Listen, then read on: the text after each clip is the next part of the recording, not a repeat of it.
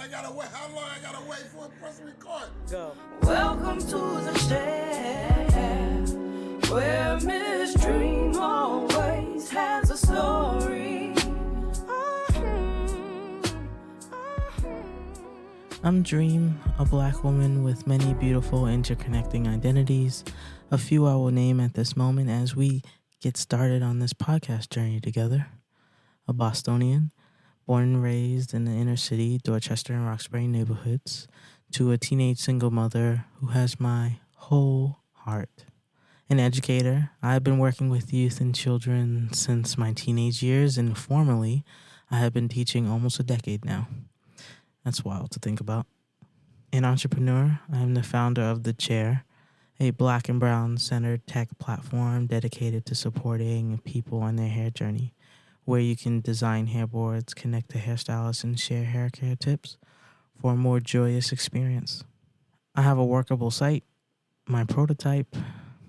It took me 2 years to build, and now I'm on this adventure that you're currently on with me.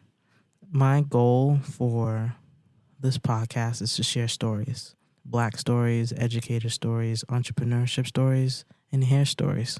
I want you to leave each episode with the opportunity to gain new insight, just a glimpse into my world or the worlds that are featured on my podcasts, a little chuckle during your day or night, possibly a little anger to encourage you to advocate for justice, and hope to continue learning and dreaming. So come in and listen to the beautiful voices in the chair as they share their stories, starting with me. Where we share stories in the chair.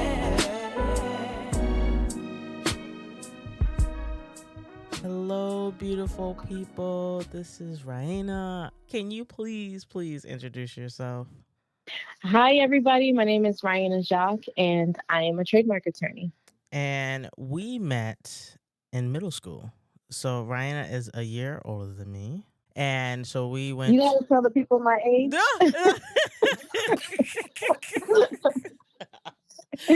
We're getting into auntie age. And I don't, getting there.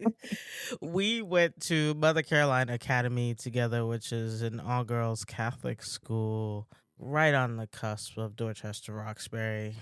And that's where our relationship began. The memories I have of us in middle school were definitely you were always singing in all of the performances and the choirs with this beautiful, beautiful voice. So, Thank you. Yes. And since I moved back home to Boston, we ran into each other at some event, and I was with my mom.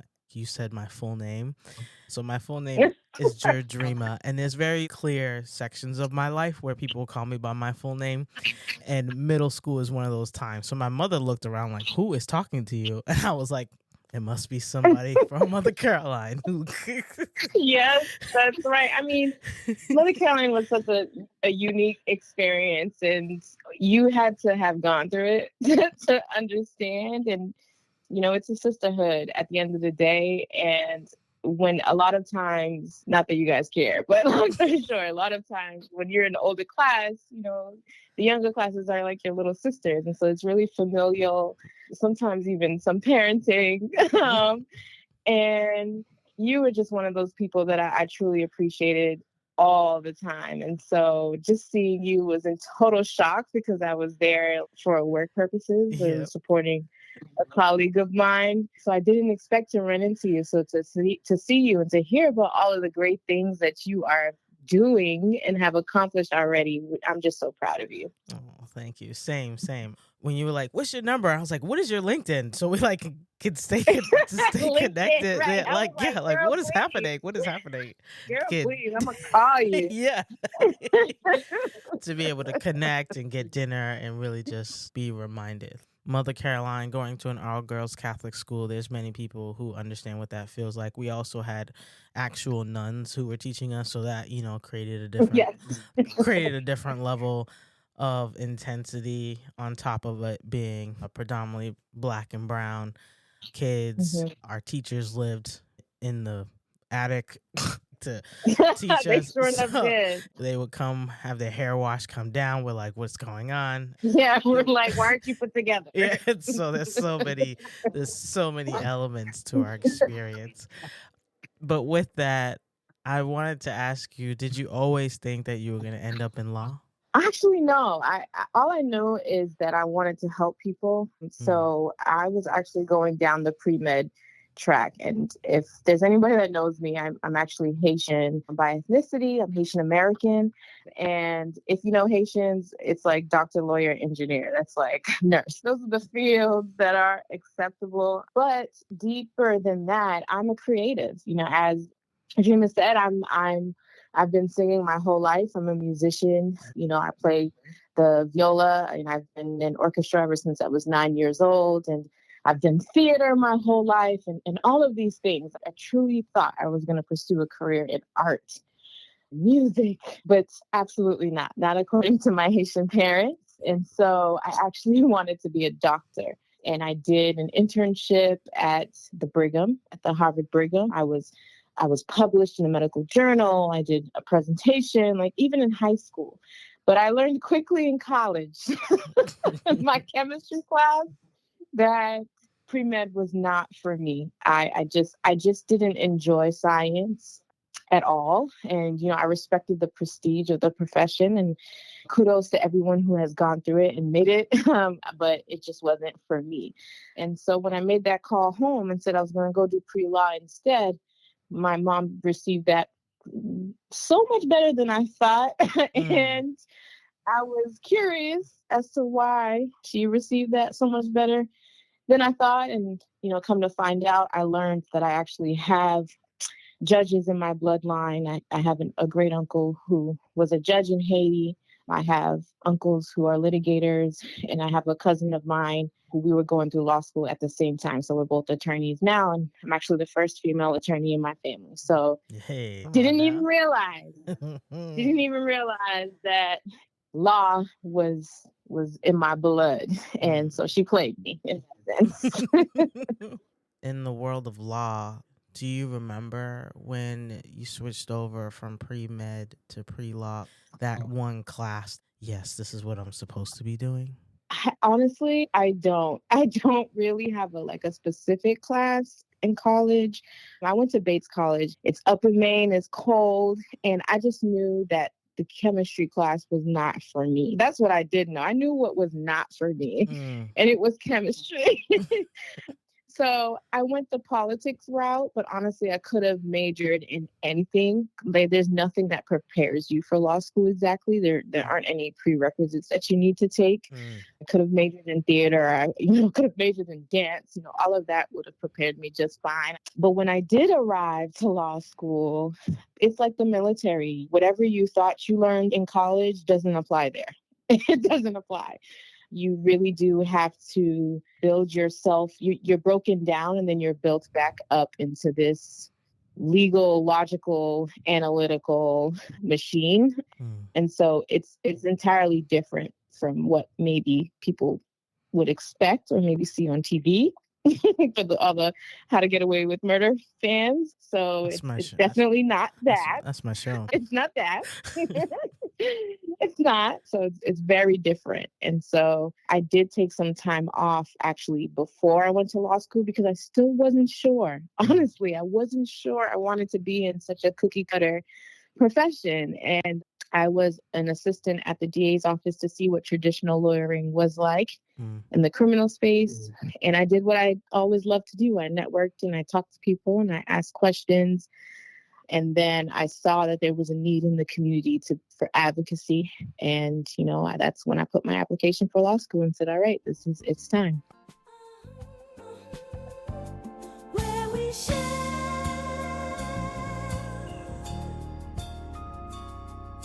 stories in the chair.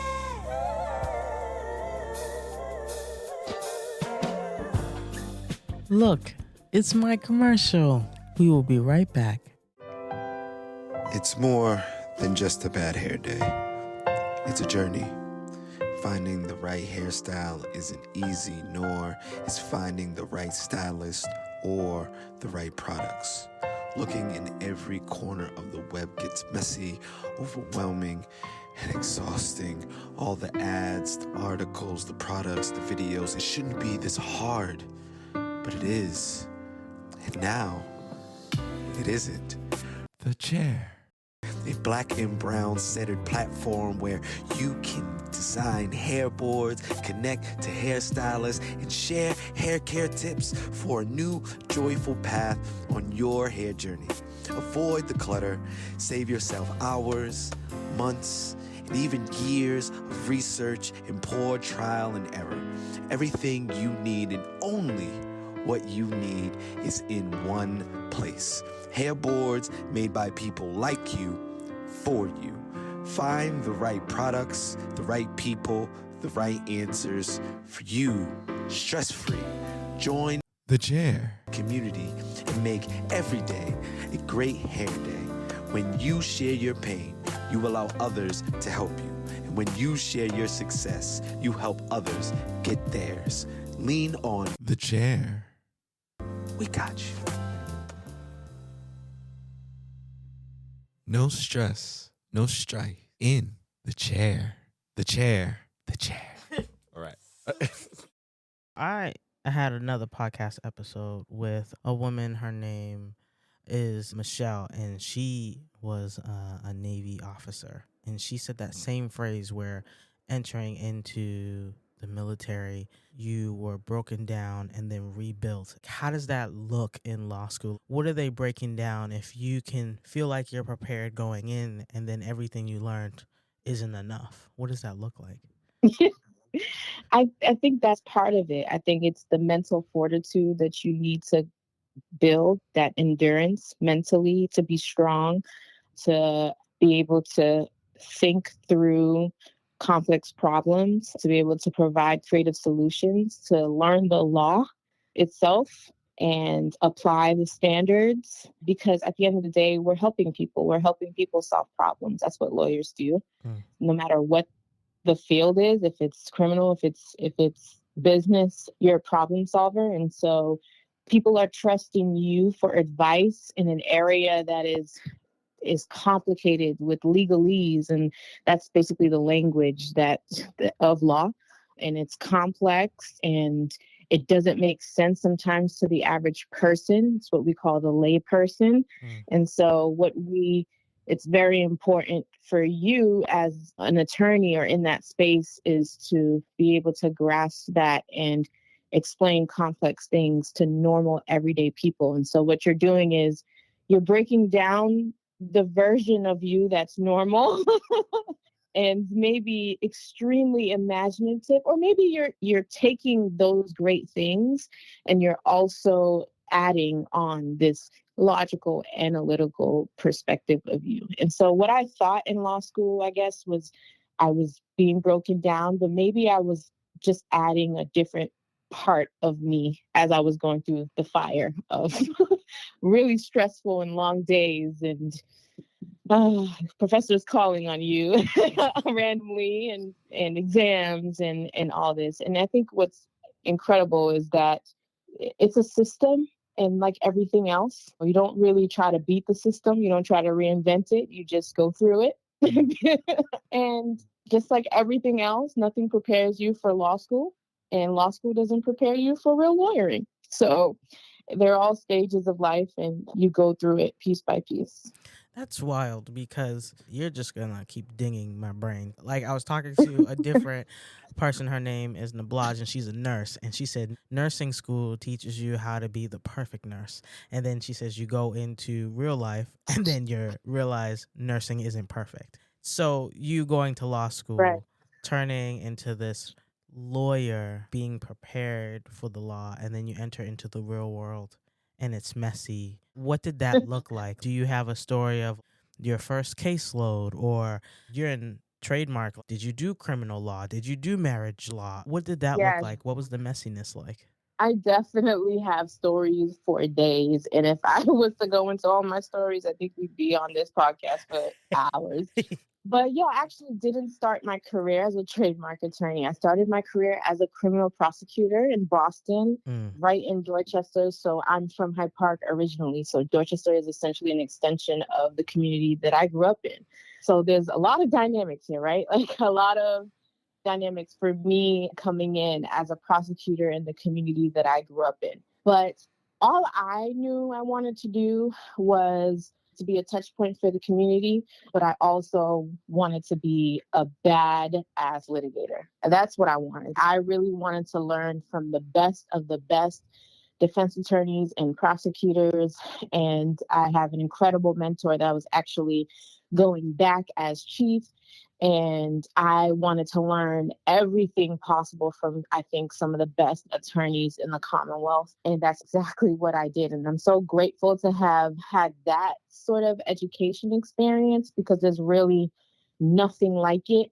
And so, yeah, it was very messy in the sense that I worked every single day. I had maybe like an over 200 caseload, which is an abomination for any human being. And you're dealing and working with people who are going through real life situations, very terrible situations, complicated situations, sometimes complicated familial situations, sometimes violent and hurtful. And so yes, I was an attorney and I was a prosecutor. Sometimes I was a therapist. Sometimes I was finding someone the right resources to find shelter because they escaped a very difficult and scary situation. So it's complex. It was a role that was very different, but I don't have any regrets from it. And one of the positive things about that role was the collegiate atmosphere that I had with my colleagues and just knowing that you're all going through this fire together. Like there's not one person that's going through it worse than the others. You're all going through it. That was another sort of military experience. Being in law enforcement is very much a brotherhood or a sisterhood and just another military experience. And so not only was I now stepping into attorneyhood, but I was stepping into law enforcement. So now I'm learning a different aspect of myself. And you never know what your day is going to look like. You don't know who you're going to get yelled at that day. So by who? But there was another positive was that I was in a courthouse where it was in my community. And so much of the people working in that courthouse looked like me. And I think that's very rare as a person of color coming into a profession where there's only 2% or 1% or something along those lines of people of color who are attorneys in the legal field. So it was an incredibly cherished experience to be able to walk into a courthouse where the clerks look like me, the judge looks like me, the court officers look like me, the victim witness advocates look like me, and the people who are coming into the community that need help look like me. The defense attorneys look like me. And so when you need encouragement, it's there.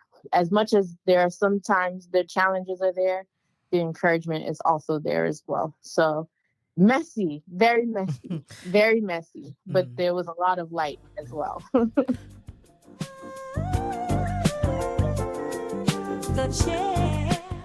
Oh, and if you're interested to learn more about my experiences as a Black woman and educator in Guangzhou, China, I wrote my first ebook titled Nowhere and Everywhere, Captured Emotions of a Beautifully Broken Love Story. It is on lulu.com. Take a read and see some beautiful photography of mine. Enjoy the rest of the show.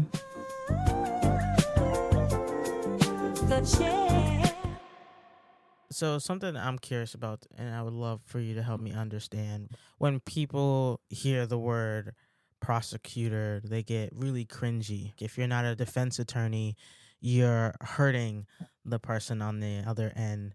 And then you being like, I want to be this badass litigator, this prosecutor, this attorney, and being a Black woman.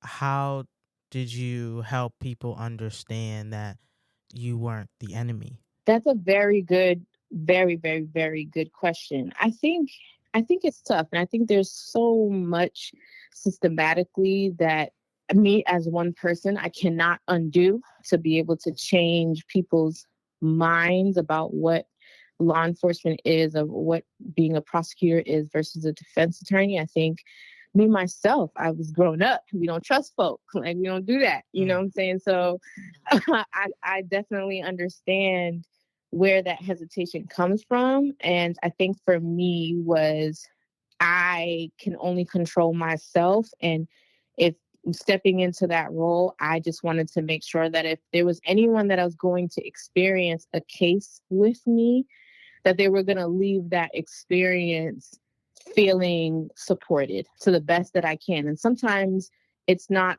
always the case for so many reasons and very complicated reasons. But at the end of the day, I just, if it was a defense attorney or anyone or someone in the community, a witness or whatever the case for me, if they tapped me on the shoulder and they were talking to me, I wanted to make sure that they felt heard, they felt seen. And to be honest with you, nobody wears the white hat. That's not how things work in law. There's no good and bad. There's no evil and bad. That's not how things work. The law is so complex. And while there are both sides, some of it is sometimes adversarial, sometimes it's negotiations. People see it as good and evil, but really you don't know until you know what the evidence shows. You don't know until you know what's actually going on in the facts and circumstances of that case. You can't really look at it that way. And so I didn't look at defense attorneys as adversaries. I looked at them as incredible professionals that I too learned from as well. So yes, in the courtroom, we got to do our job. But of course, outside of that, I would go and ask questions. I would talk to people because their expertise matters as well. So there's plenty of people who have left prosecution and become defense attorneys who have become prosecutors. So it's a belt that just goes back and forth all the time. So it's not divided, if I should put it like that. But I want to be careful with what I say, but it's not necessarily a divided space. There's no side that's better than the other. So they both equally come with its own challenges. And so at the end of the day, everyone has a constitutional right, and there are constitutional rights on both sides of the territory. So you have a right to be heard and to be a right to an attorney when it comes to being a defense attorney. You also have a right to be tried and before your people, right? Before a jury, before the people of the Commonwealth. So the prosecutors have to do their job and bring their case forward, and they have the higher burden to do that. That's the court process. That's the law process. And that has been the process since before we were born. So again, it's a system that was there before me. And, as much as I love to be a change agent, if I thought I was going to walk up in there by myself and try to systematically change everything, I was going to lose. But I know that at least for me, I can control myself. And so if there are people who are going to experience me on a case, that they were going to leave feeling good or feeling like they had a good experience with me, even if the situation wasn't that great. That's what I strive for. Say you meet new lawyers. What advice do you have for them? That's a very good question. I meet with young lawyers all the time. I still consider myself green, and I have mentors myself. And so I push for young attorneys to have mentors. Honestly, it's to meet with people and network with people and talk to people all the time. Your network is your net worth. And the phrase "who you know" it's not by accident. It's very much who you know. But from a skill set, I would say keep your head down and really learn the system of wherever you are. Don't try to reinvent the wheel, and just try to learn it and master it to the best of your ability. That's what I tell young lawyers all the time. And to find something that you're passionate about outside of your career, that you have something that you can lean on, whether it's fitness, something that could help you with your mental and emotional health. If you're someone who's religious and it's serving in your religious community, if it's community service, if it's working, in hopelessness or something else outside of your career that can really allow you to feel good because it's a customer service oriented business. It's draining. You go through challenges every single day. And even as a young lawyer coming up, there's hierarchies. You go through the challenge of that hierarchy at times. There are people who are going to push you, which can sometimes feel like a negative experience. But if you remember deep down who you are and you remember you have things to look forward to, that you're going to get through it, just like you got through law school. Just like you got through the bar exam, you can get through this too and come out an incredible advocate and advisor for the community. So that's what I tell young lawyers. Keep your head down, learn everything, and network as much as possible.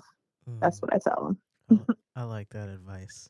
Well, thank you so much for sitting in the chair and sharing your stories. I truly appreciate you taking the time to come on the podcast. It means the most. Oh, it's my pleasure, honestly. Thank you so much for having this conversation with me and for thinking of me. And I'm so grateful. And I'm really proud of you, girl. Go ahead. I'm so proud of you. Honestly, keep pushing, keep striving for greatness.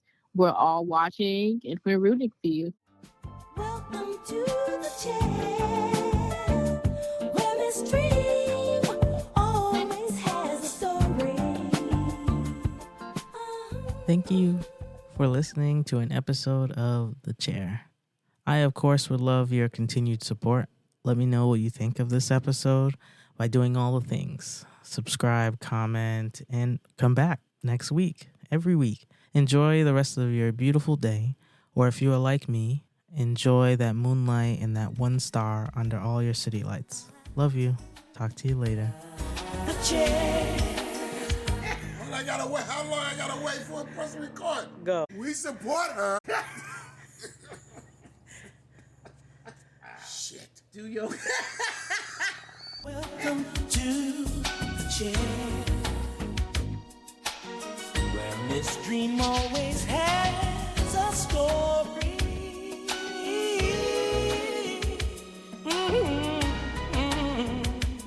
Where we share stories in the chair.